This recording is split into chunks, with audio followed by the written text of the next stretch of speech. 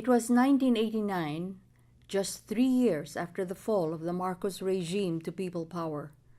Freedom had come, liberating the press and the people from censorship and control. The euphoria caused media organizations to proliferate, expanding democratic space. Journalists needed a reminder about the meaning of press freedom and the need for media responsibility.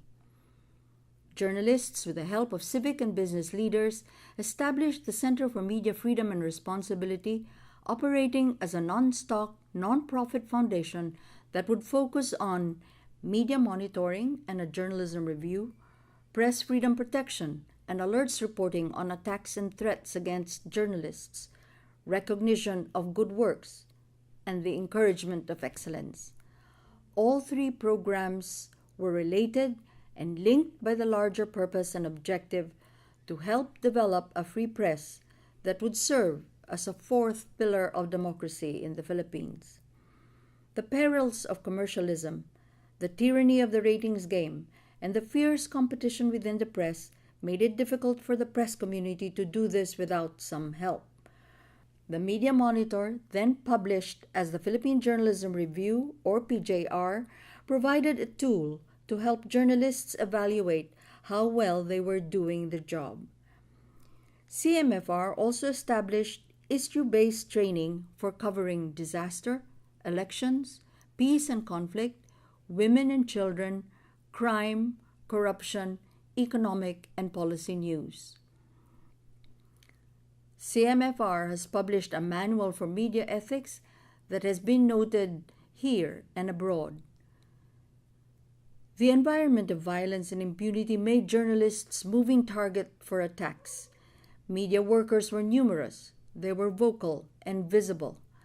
When they became critical of other powerful people, the response was to restrain, to ban, regulate, or even silence them forever. CMFR's database of journalist killings has served as a model for other countries where media has also been threatened. CMFR was a founding member of the Regional Southeast Asian Press Alliance and the National Network Freedom Fund for Filipino Journalists Incorporated.